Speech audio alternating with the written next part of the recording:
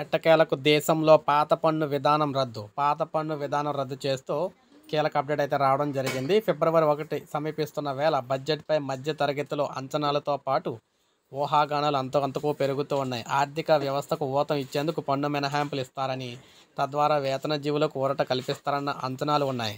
అది స్లాబుల రూపంలోనా, standard deduction రూపంలోనా అన్నవి ప్రస్తుతానికి ఊహాగానాలు మాత్రమే. ఇదే సమయంలో ఆదాయ పన్నుకు సంబంధించి కొత్త ప్రచారం ఒకటి తెరపైకి వచ్చింది. ఈసారి బడ్జెట్లో పాత పన్ను విధానం రద్దుకు సంబంధించి కీలక ప్రకటన వెలువడే అవకాశం ఉందన్న ప్రచారం ఊపందుకుంది. ఈ మేరకు ఆంగ్ల మీడియాతో కథనాలు కూడా వెలువడుతున్నాయి.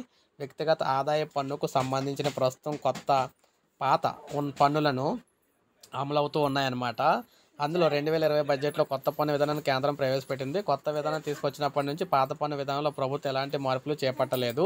స్లాబుల మార్పు, ప్రాథమిక పన్ను మినహాయింపు పరిమితి పెంపు, స్టాండర్డ్ డిడక్షన్ పరిమితి పెంపు వంటి మార్పులన్నీ కొత్త పన్ను విధానంలోనే చేపట్టారు. కొత్త పన్ను విధానంపై ఎక్కువ మందిని ఆకర్షించడం లేదు దీని ముఖ్య ఉద్దేశం అనమాట. ఆకర్షించడం అనేది దీన్ని బట్టి ప్రభుత్వం వైఖరి ఏంటనేది చూస్తే వారికి స్పష్టమవుతుంది. ఈ నేపథ్యంలోనే ఈసారి బడ్జెట్లో కొత్త పన్ను విధానంలో మార్పులు చేయడంతో పాటు పాత పన్ను విధానానికి స్వస్తి పలికే విషయంలో ఏదో ఒక ప్రకటన అయితే ఉండొచ్చని ఊహాగానాలు అయితే వినిపిస్తున్నాయి.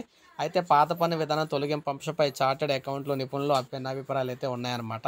వ్యక్తిగత ఆదాయ పన్ను చెల్లింపుదారులు తమకేమీ సరైన విధానమే లెక్కించి ఎంచుకోవడం క్లిష్టతరమైన వ్యవహారమని, కాబట్టి సులువుగా లెక్కించి ఫైల్ చేసేందుకు వీలున్న కొత్త పన్ను విధానమే కొనసాగించడం మేలని ట్యాక్స్ నిపుణులు అయితే అభిప్రాయపడుతున్నారు. కొత్త పన్ను విధానాన్ని దాదాపు 70% మంది ఎంపిక చేశారన్నారని, పెద్ద సంఖ్యలో ఉన్న వారిని కొత్త పన్ను విధానానికి మరల్చాలంటే ఇంకొన్ని మార్పులు అవసరం అవుతాయని చెప్పేసి భావిస్తూ ఉన్నారన్నమాట. ఈ నేపథ్యంలోనే ఆదాయ పన్ను అనేది 10 లక్షల పరిమితి అయితే పెడుతున్నట్టుగా చెప్తున్నారనమాట.